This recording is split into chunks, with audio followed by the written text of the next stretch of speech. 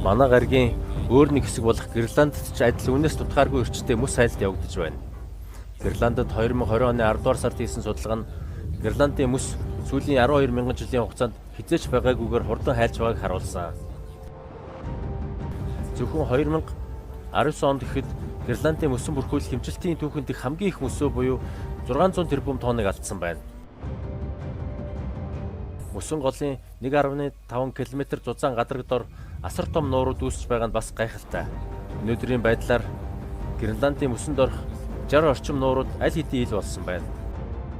Тэдний эргэн тойронд дах мөсний температур нь Цельсийн хасах 28 хэм орчим. Гэвтэл нуурууд хүлддэггүй. Яагаад вэ? Энэ асуултын хариултын ирэлд эрдэмтдийн хэд хэдэн судалгааны бүлэг орсон. Тэд Гренландын дор, Антарктидын дор байдгийн адил мантийн плюм урсгал байгааг олж мэдсэн. Түүний хэвлэгээс гарч буй газрын гүний дулааны урсгал мөсөнд орох нуурууд үүсэх мөн мөсөн голууд хайлах шалтгаан болсон байна.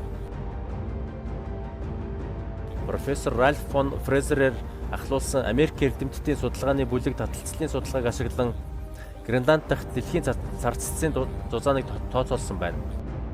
Мөсөн голын идэвхтэй хайлт арлын хойд хэсэгт ажиглагддаг ба газрын царцтасын нэмгийн хэсэгт өксөж буй мантийн урсгалтай холбоотой газрын гүний дулааны урсгал нэмэгдэхийг бүртгэсэн байна. Шмидтийн нэрэмжит дэлхийн физикийн хүрээлэнгийн салбар дундын эрдэмтдийн баг газар хөдлөлтийн томограф мэдээллийн тусламжтайгаар магмын урсгал нь Гренландын төв хэсгийг яг доороос цөмийн төвөөс газрын гадарга руу өксөж байгааг олж харсан байна. Яг энэ бүсэд мөсөнд орох нурууд хамгийн олноор барилсан байна. Эрдэмтэд тухайн магмын голомтод тохирох дулааны урсгалыг онлын хувьд тооцоолсон. Тэгэд энэ дулаан нь мөсөн голын суурийг мөс хайлах температур хүртэл хадаагаад хангалттай гэдгийг тодруулсан юм.